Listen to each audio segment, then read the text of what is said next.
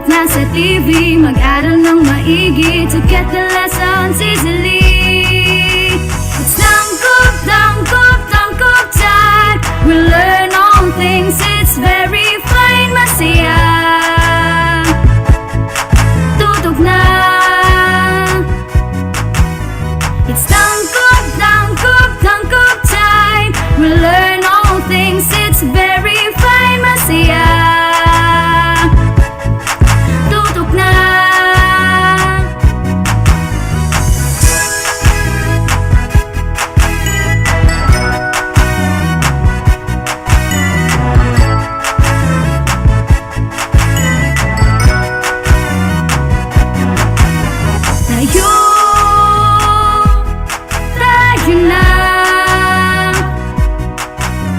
Let's come and learn together, supporting one another. We love, we care, we share. It's tangkop, tangkop, tangkop time. We learn all things, it's very fine, masaya. Tutok na.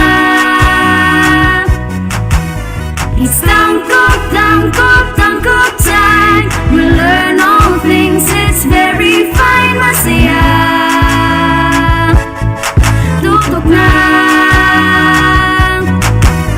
It's tangkop, tangkop, tangkop time. We learn all things, it's very fine, masaya. Tutok na. It's tangkop, tangkop, tangkop time. We learn all things, it's very fine, masaya. Tutok na. It's tangkop, tangkop, tangkop time. We learn all things, it's very fine, masaya. Tutok na.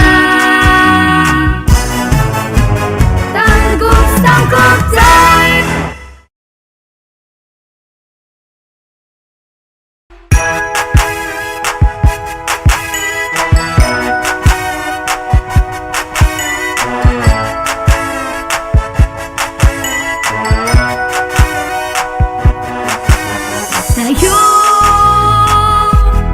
Tayo na.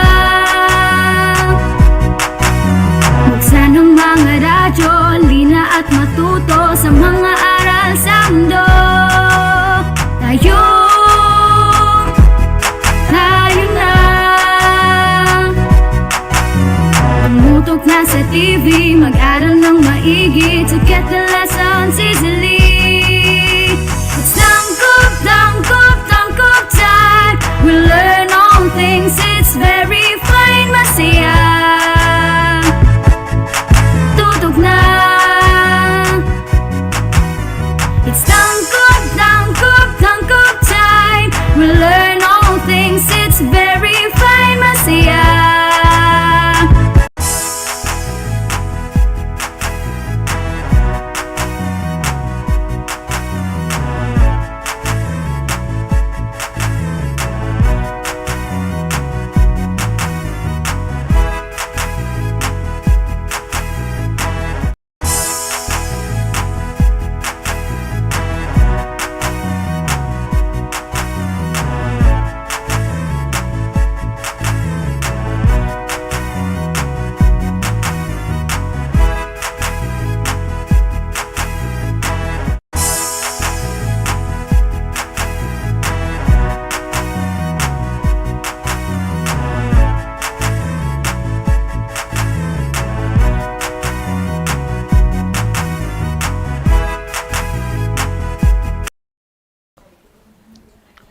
Good afternoon to other senior high school learners who are watching via FB Live at the Pintayo Tanggub and Astral Academy Facebook page. I am Mr. Michael Angelo G. Mayordo from Simasay National High School. O kauban ako karon ang ako ang partner. Yes, mayong hapon sir. Mike and of course, your teacher are from Lorenzo Tan National High School and we are your teacher facilitators this afternoon. Yes, magandang buhay. Welcome to Media and Information Literacy and Contemporary Arts. Yeah. Today is March 21, 2022 and we are now in week 7 for the first quarter of the second semester of the school year 2021-2022. And our topic for today sa atuang subject nga MIL is all about how to present an issue in varied ways to disseminate information using the codes, convention, and language of media. So with that, stay tuned, learners, because we are going to discuss our first topic for today from our subject media and information literacy after a short break. This is Astral Academy Cyber School.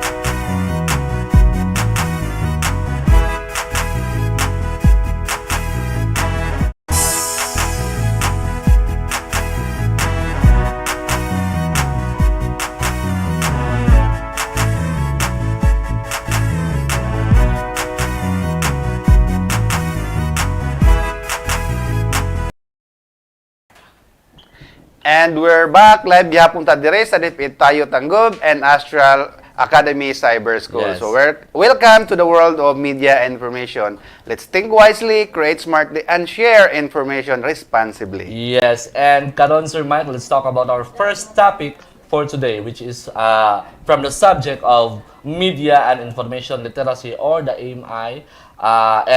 So with our most essential learning competency this afternoon is to present an issue in varied ways to disseminate information using codes, convention, and language of media. Yes, that's right, Sir R. In the last two episodes, you learned about the different types That's of media, and you studied how these media are useful as sources of information. However, being a media and information literate does not only mean knowing your sources of information. So you should also be prudent in your use of the information that is being presented in media. Yes, that's right. I agree with you on that, Sir Mike. So, a media and information literate individual is somewhat a competent producer of media and information. Yes, that's right, sir. So, this means being knowledgeable about how you are going to effectively present information in media. In this lesson, learners, you are going to learn the language of media and information in order to effectively communicate your message to your target audience. However, using an appropriate media language might result in misinterpretation, perhaps miscommunication, right? Yes, that's very correct, sir. Our media and information language is the way in which the meaning of a media text is conveyed to the audience, no? Yes. It is conveyed through media codes and conventions. The system of signs and symbols in media is called media codes, and while media conventions refer to the generally accepted ways of presenting media messages in media. Yes, take note of that, learners, no? So, again, Sir Mike, signs and symbol and media tips are polysemic, right? Yes.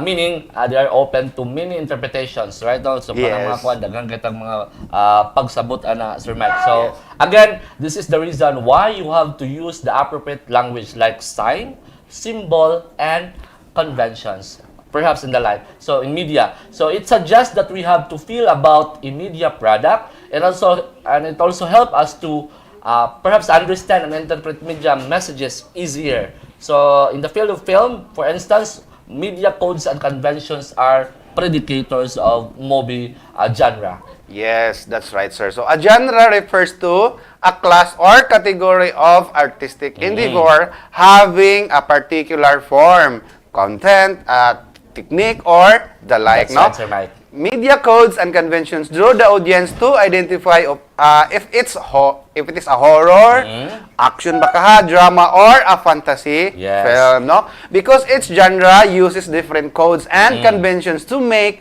the audience feel happy, Yes. sad, terrified, or thrilled baka, no? Yes, with all those emotions. Yes, that's the right, sir. No, media codes are systems of signs which create meaning. That's right. They are like building blocks of all media around us. So there are three types of media codes. First, we have the symbolic code. Second, we have the technical code, and also we have the written code. That's right, Sir Mike. So, when we speak symbolic codes, this is something to do with the nature, but this means that these codes live outside the media products themselves. However, it would be understood in similar ways in the real lives of the audience. For instance, if you say character giving a red rose to another character in a film, so you would assume that there is romantic relationship between the two characters, right? Yes, that's so, right, sir. If you gave somebody a rose in a real life situation, you might be hoping the same, right? Yes, that's right, sir. Maybe there is a feelings towards of giving the so-called red rose to a certain individual, right? Yes. So again, symbolic code includes setting, missing in scene, or the acting and the color. Yes, definitely, sir. No, setting on the other hand is the time and place of the narrative. No, your setting must always fit your message. That's right. For example, if you want to portray a horror scene in your video, then the setting should look creepy, di ba? No? It should be relevant Yes, kay tama, what's sir. ang imong emotion dito.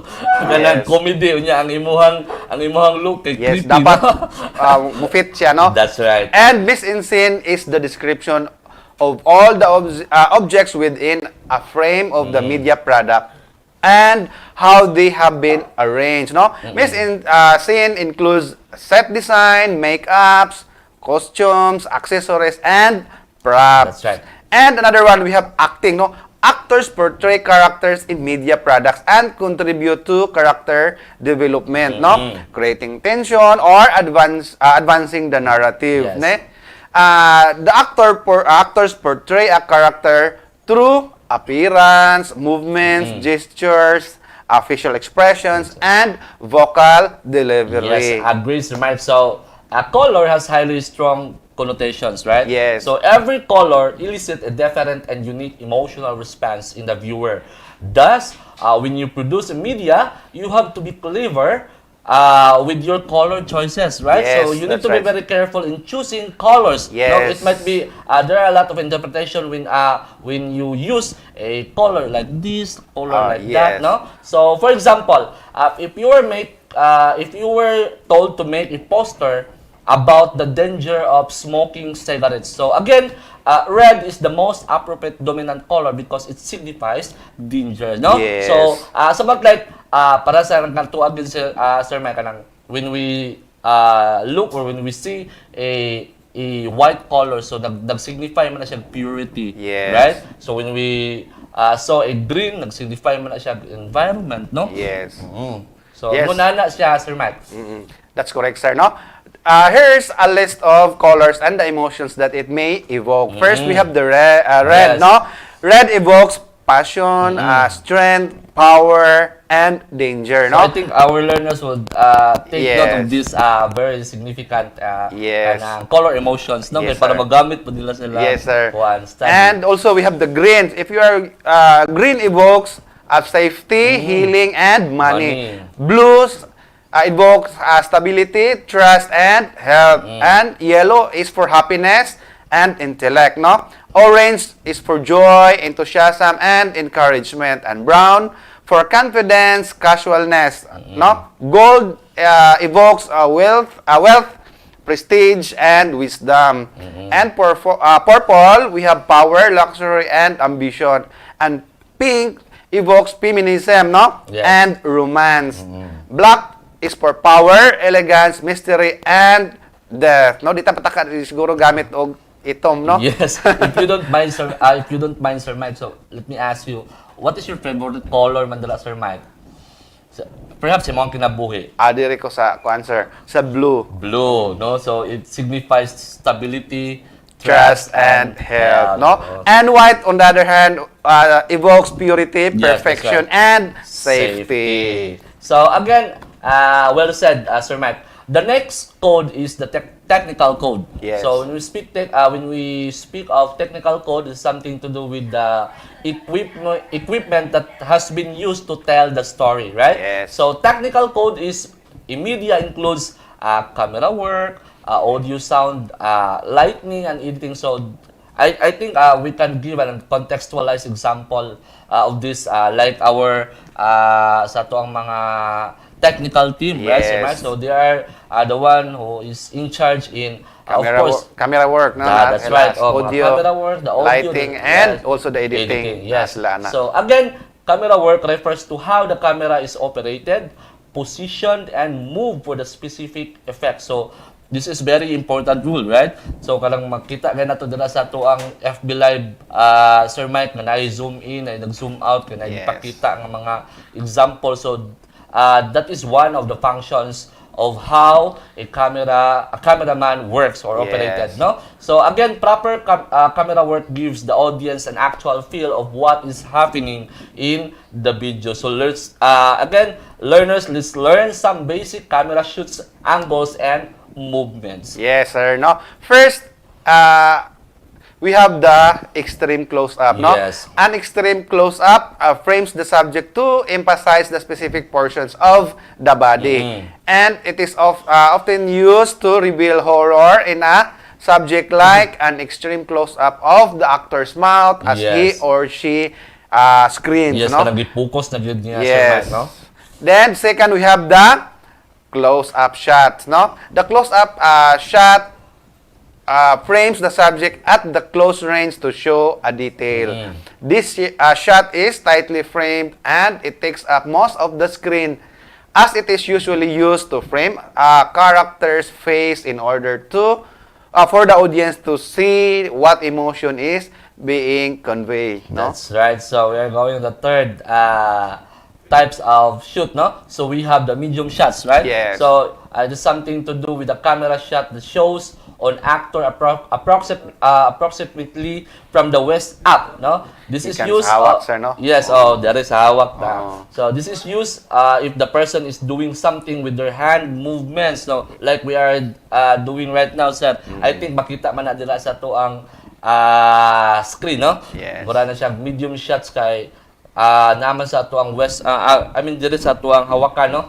Ang tama ng pagtakuha. So lastly, the long show or the wide shot, no? Oftentimes it is used in the film as an establishing shot in the films, as it normally sets the scene in the character placed within it. So again, this camera shots shows the full length of the subject while also including a large amount of surrounding area of the film setting. So kanang makita nato ang wide shot, Sir Mike, kanang murag kinatibukan Yes. na makita. Murag mas kitagag kuan ang lugar, no? That's right. Yes. That's right, sir, no? Now, let's proceed to the basic camera angles. So, natay camera shot, we have also the camera angles. No, our first camera angle is the eye level shot, no? And this is when your subject is at eye level. An eye level shot can result in a neutral perspective, not superior or inferior. This limits how we see people in real life. Our eye line connecting theirs, and it can break down boundaries, no? Yes. Second, we have the low angle shot. A low angle shot frames the subject from below their eye line. This camera shot most often emphasize power dynamics between characters. Low camera angle shots are a perfect camera angle for signaling superiority or to elicit feelings or fear and dread. Yes. So, in your next shot list, when you got a character who is powerful or at least feeling powerful, consider the low angle shot, no? Yes, take note of that, learners. Yes, it will bring that extra bit of meaning to your shot, no? Yes. So murag maghangad siya, no? Yes, that's right, Yes. Teacher Mike. So again, the third basic camera angle shot is the over-the-shoulder shot. So the camera angle used wherein the camera is placed above the back of the shoulder and head of the subject. This shot is most commonly used in a conversational back and forth exchange with two subjects. So Kanang nagtabi ron. yes, Oh, yes, sir. it's very familiar Balhin-balhin. angle sa to. Yes. This connotes a closer relationship between the two characters para magud ma-emphasize with ang Yes. ilang conversation at Teacher Mike. So again, another camera angle is the high angle shot. So in a high angle shot, the camera points down your subject. So it is usually creates a feeling of inferiority or looking down on your subject. But again, as with every other camera angle, there are many applications, right? So the high angle shot is versatile shot that can be used in many situations. The most common use of this is to make the character vulnerable and powerless, but they are always exemptions to the rule. Yes. And the fifth one, we have the level shot, no?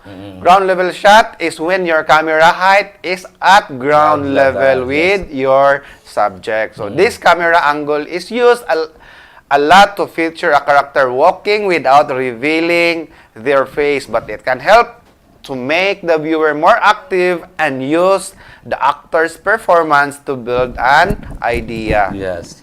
And next, as number 6, we have the Dutch angle shot. The camera is slanted to one side with the horizon's line tilted, no? Yes. You can create a sense of disorientation, a destabilized mental state, or increase the tension. And last, we have the overhead shot, no? An overhead shot is from above, no? Looking down on your subject.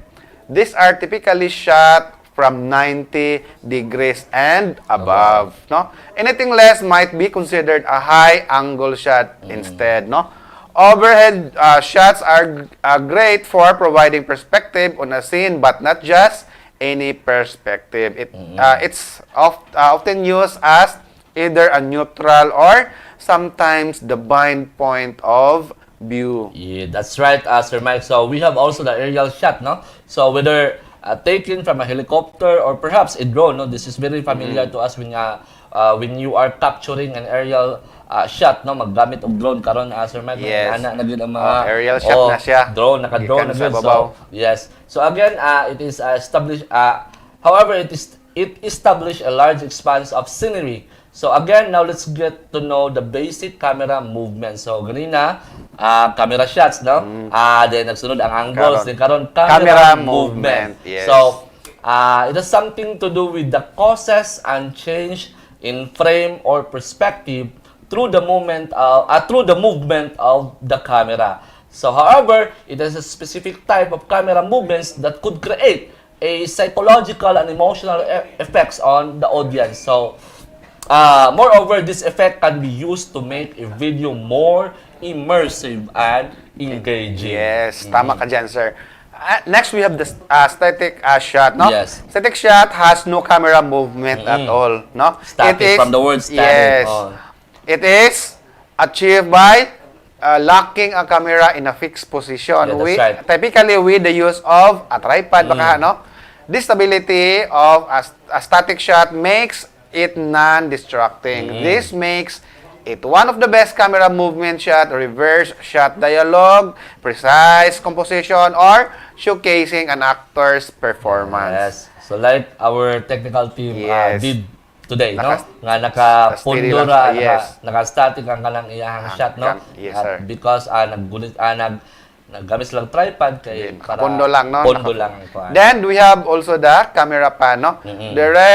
Directs a camera horizontally left or right. The camera pan movement is typically achieved with a tripod head, but can also be done as a handheld movement or with a stabilizer. Pans are often motivated by a character's action.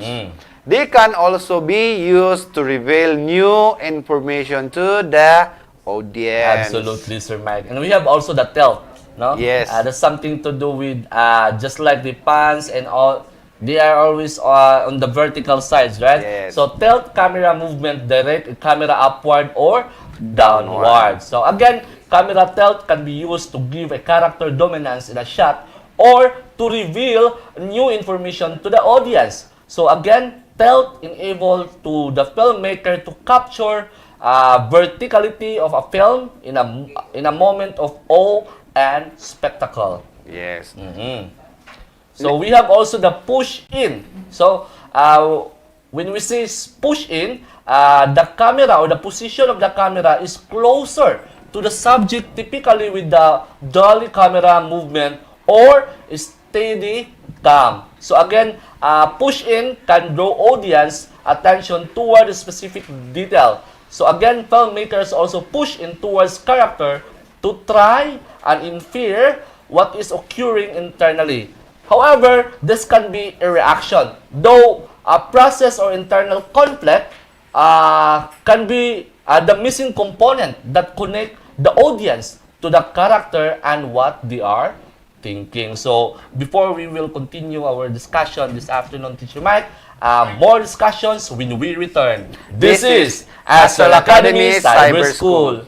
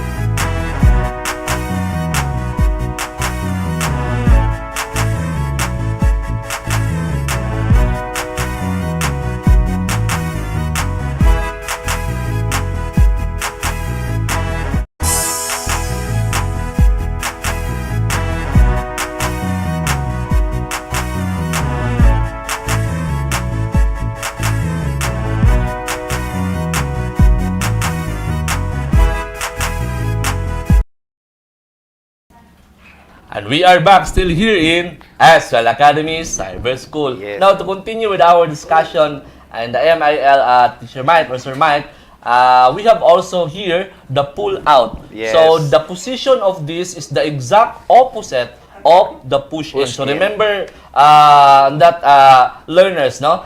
Opposite siya, exact opposite sa atong gi-discuss ganina nga push in. So, again, this has something to do with the smooth camera movement that moves the camera farther away from the subject. So this movement causes the subject to grow smaller while simultaneously revealing their surroundings. So again, pull-outs can be used to reveal setting and characters. So, however, emotionally pull-outs can be highlighted to a character or perhaps a isolation or a loneliness. And another thing is we have a tracking shot also. In this position, it is an any shot that physically moves the camera through the scene for an extended amount of time. So however, tracking camera movement often follow a traveling subject. So kanang moving ang iyang subjects. So though they can be used to simply show of a certain scene or scenario. Yes, that's correct, sir. No. Next, we also have the arc shot. No, arc orbits the camera around the subject on an arc pattern. That's right. Okay, so arc shot typically used to add energy to a shot in which characters have minimal actions. Those are the different ways on how a camera can work. Yes. No? Remember that more than just a visual spike, proper camera works moves your story, di ba? It has a voice too. It says, look at this, look at that, no? This is more important over here. This there is more embedded information in the way a camera works that gives us a hint as what the message all about, di ba? Yes. So as we can observe also nowadays, Teacher Mike, no nga, ang atong mga bata, grabe na pong mga camera tricks, no? May kaislaan na, yes, sir. so murag, they are very familiar on the angles, the different shots, no? So, for them to be guided, so, tanaw na ito na ito mga keyword, Nabuhat na ito nila, pero di lang flower, nga modern na siya. Modern na siya. So, now, Sir Mike, let's talk about the audio as one of the technical codes, no? So, again, media language involves the use of sound and music to convey meaning and often to work on the emotional impact of the scene. So, however, a change in sound will affect the overall mood of a video. So, as we can notice or as we can observe, Teacher Mike, na kung medyo horror gani ang kanang salida, ang tema, ang tone sa itong siguro, jolly ang gano. So, ingon ana siya, no? Yes. So, that's how plays significant role ang kanang audio, no? Yes, sir. So meanwhile, for radio production, the sound effects are one of its most important elements because it visualizes scenes that are only here, no? Kana bang okay, wala man siya makita, sir. Yes, that's right. And another technical code is the lighting, no? Yes. Lighting is a code that gives an accent to visual media. That's right. Lights gives a video a sense of atmosphere, no? Some genres have lighting conventions such as horror, where monsters and bad characters are linked from underneath, no? Try placing a torch under your chin, no, in a dark room and you will look like a monster sidekick, di ba? Lights also gives drama to your scene. Yes, especially kabantay ka na Sir Mike, ka ng mga magbinong-binoang sa una, baka ka ng flashlight, ibutang na ito sa suwang. Ibutang sa suwang. Dayon, ato din hadlok ko ng kinsay mga tubang na to kay the surrounding is very dark and kalito na ni mo kuan. Sus, madlok mo sa naong di ay. So again, lastly, we have the editing, no? So this is a non-linear digital process that allows editor to put pictures and sounds together in any order and in any way she chooses. So nakadepende yun sa mura ba ang overall ang overall nga kuha na rin sa editor, no? Kay siya naman gawin mo pahiluna. And again, editing makes the message organized in order to be understood by the people. Especially visual effects are also done in editing to achieve what message should like to portray. Yes, that's correct, sir. No? Finally, the last code that we are going to discuss is the written code. Yes. No? Written codes are the formal written language used in a media product. Written codes include font style, font size used, captions, choice of words, and emphasis of words. That's right. Yes. The written code of a media product must be appropriate to the genre, no, of the message you want to convey.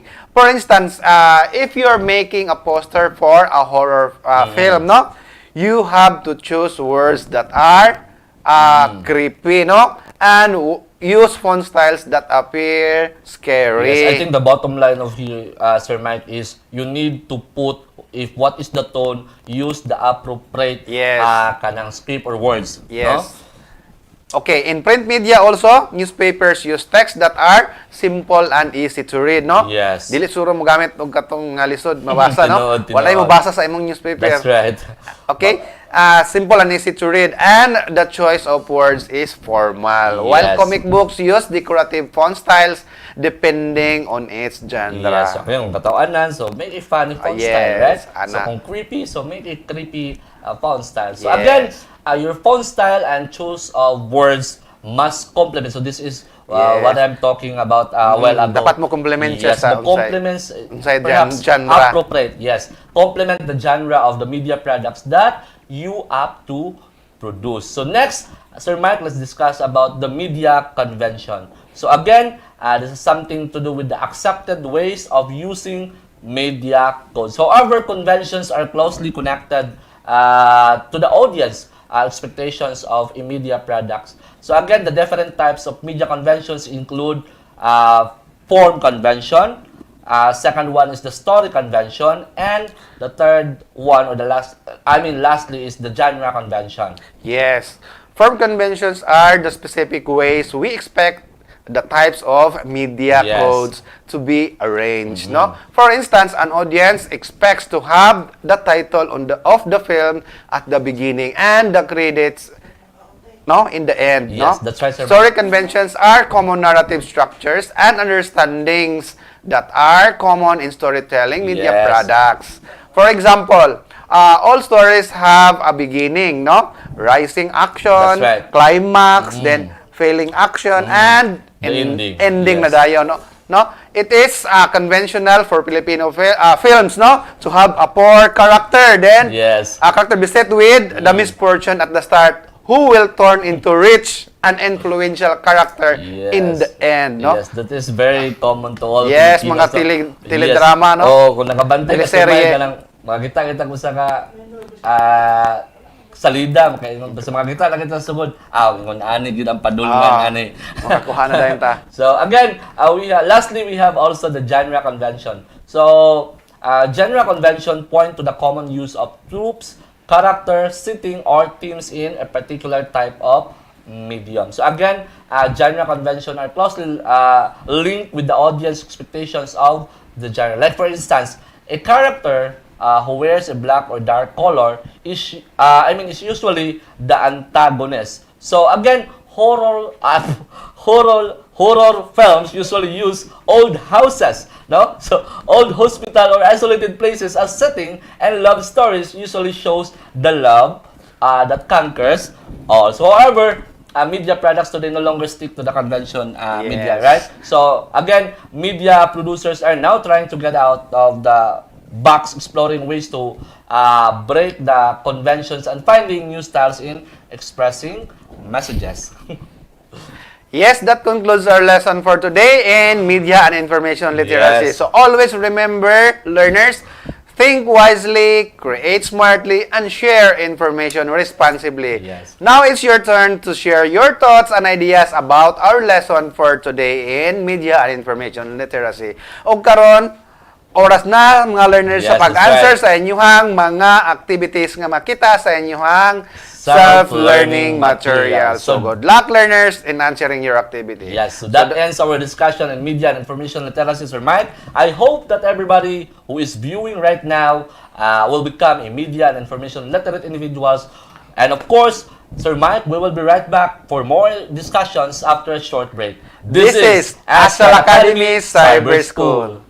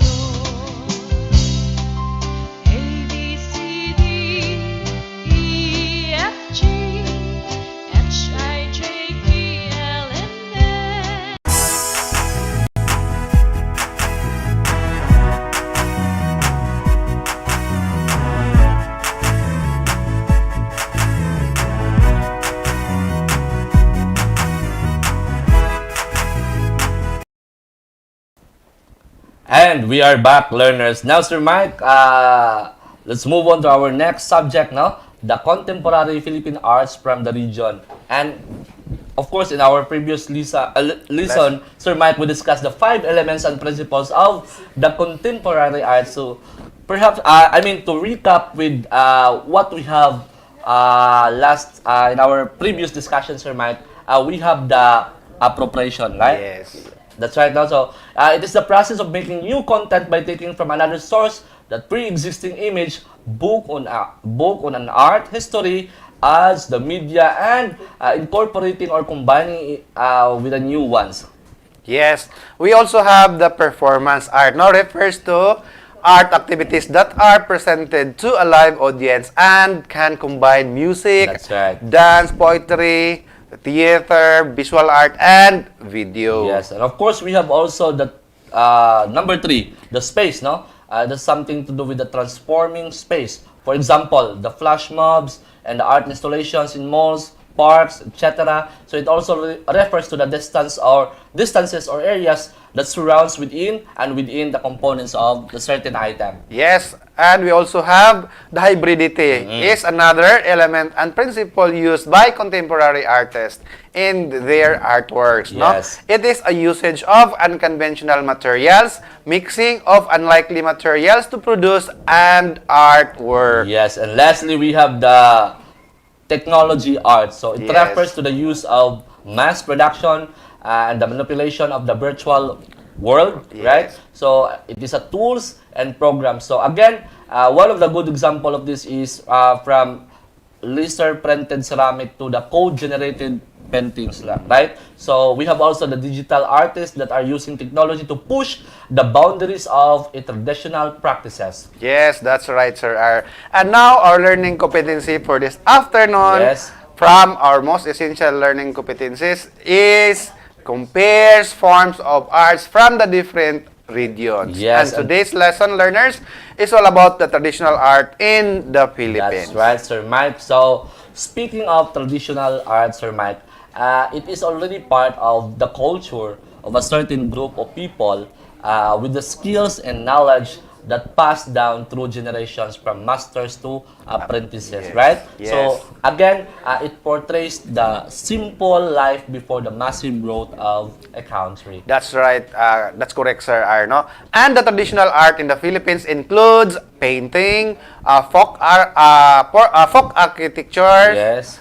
Maritime transport, famous sculpture in the Philippines, weaving, carving, folk performing arts, folk oral literature, folk graphic and plastic arts, ornament, pottery, and other artistic expressions of traditional culture. Among the most famous forms of traditional art in the Philippines is the weaving, no? Yes. Each island, Luzon, Visayas, and Mindanao has its own distinctive styles of weaving to show the Philippine culture. Yes, So, that is- mayaman ta diha, sir, no? That's part and parcel of a traditional culture. Yes. Sir Mike.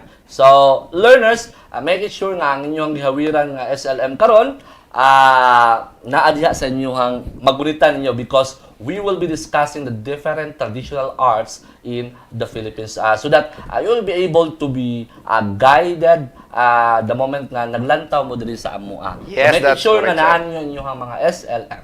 Yes, that's correct, sir. And one of the traditional art in the Philippines is painting. Yes. And one method of painting that Filipinos use is oil painting. Now, this method was introduced as early as the 6th, 10th century, which was influenced by the European traditions. Yes. It was first used as a propaganda to spread Catholicism in the Philippines. That's right. These paintings usually appeared on church walls, which features religious figures on the Catholic paintings. By the 19th century, Philippines deviated from the religious motifs and turned to a more secular art. So again, learners, the painting has been influenced by the European, right? Yes. Tradition. So you're right, Teacher Mike. Another types of painting is the soil painting. So there's something to do with the artists. You use watercolors to paint.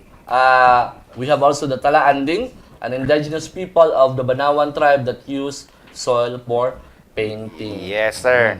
This method of painting was introduced by Waway Saway, no? Yes. In the Talandaing community in the year of 1995. With the soil that they used, their artwork are tones of That's right, sir. browns, reds, and grays, no?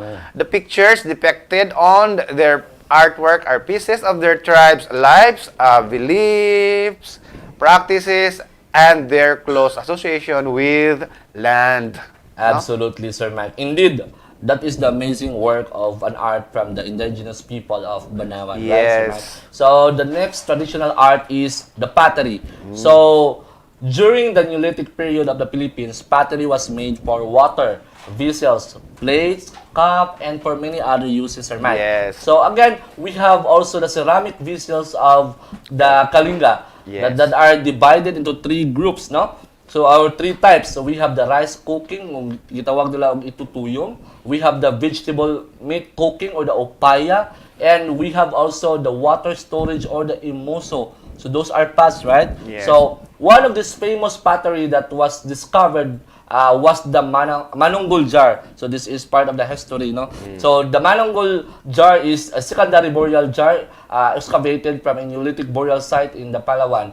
So, Mongol cave of the Tabon Cave at Lipuon Point in Palawan, Philippines. So, the date from 890 to 710 BC, and the 2 prominent figure at the top handle of its cover represent the journey of the soul to the afterlife. So, going back to our history, dira magoda sa Manunggul jar, sa Manunggul jar, Sir Mike, dira man to isulod gud mga tawo nga namatay ba o Yes. taliwa na. Yes.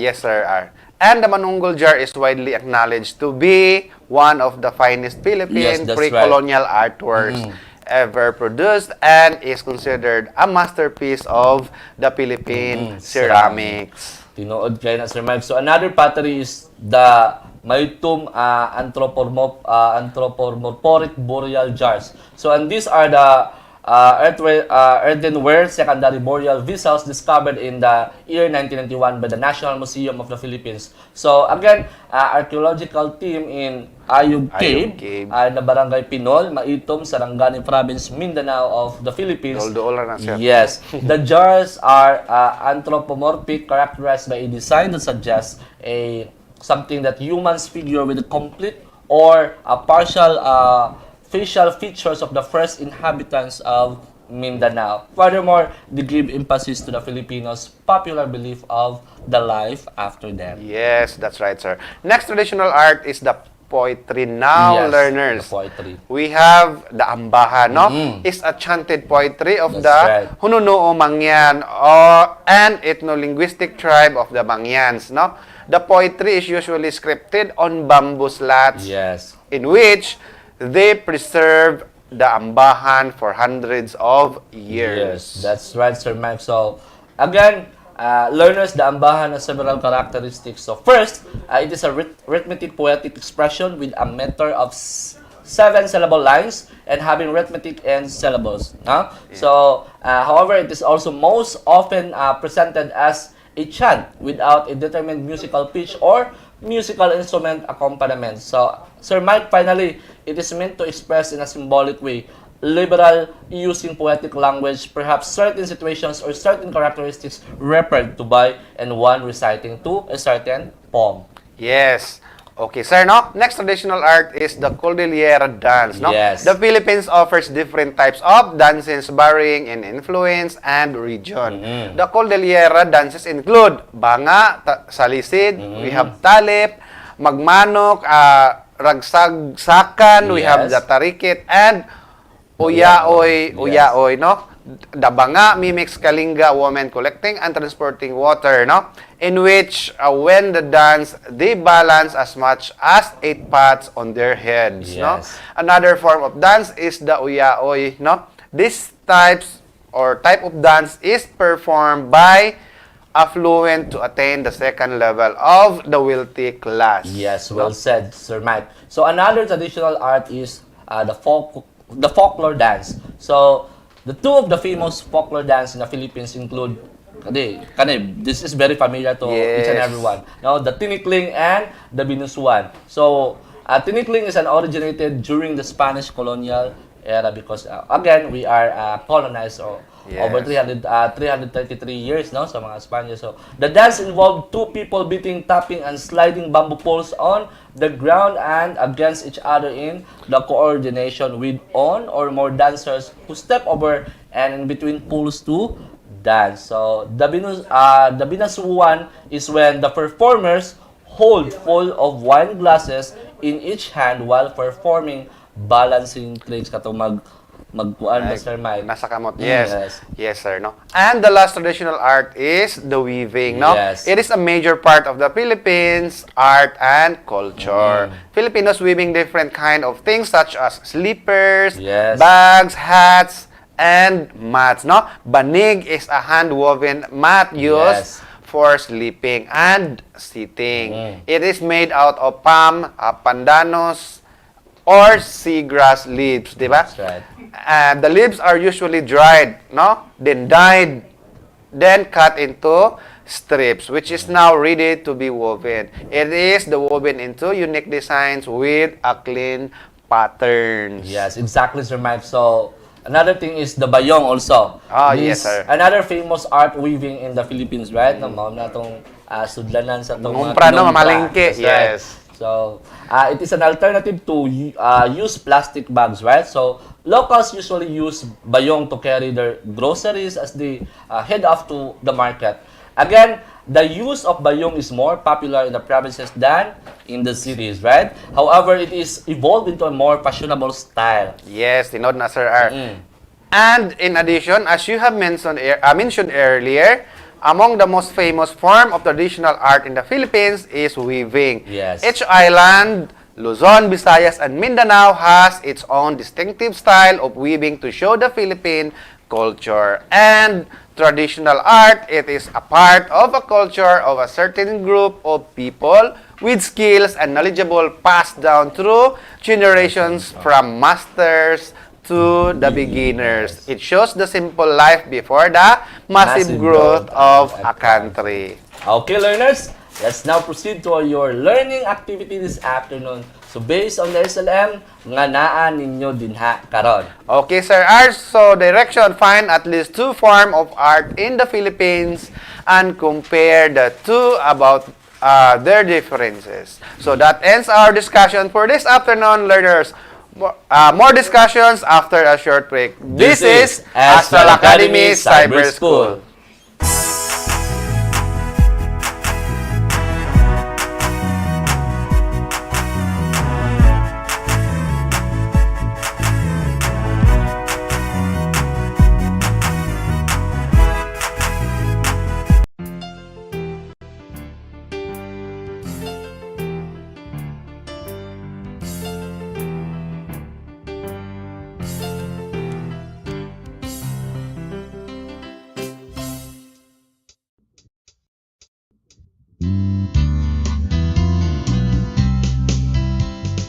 This is the way we speak. This is the way we read. This is the way we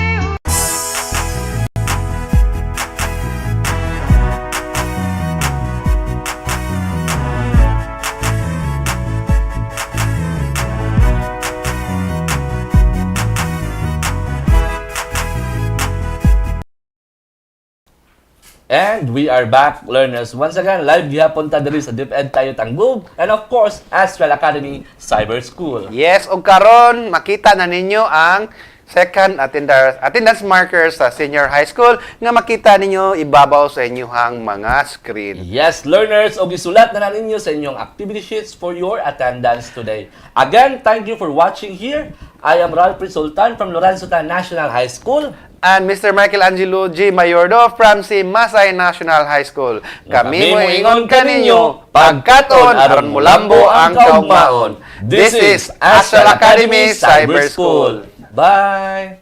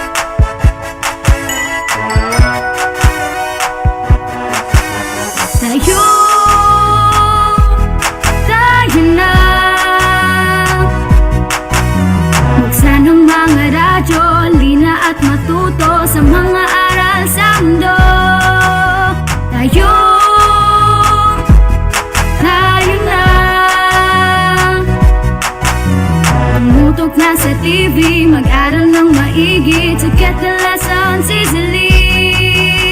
It's tangkop, tangkop, tangkop time. We learn all things, it's very fine, masaya.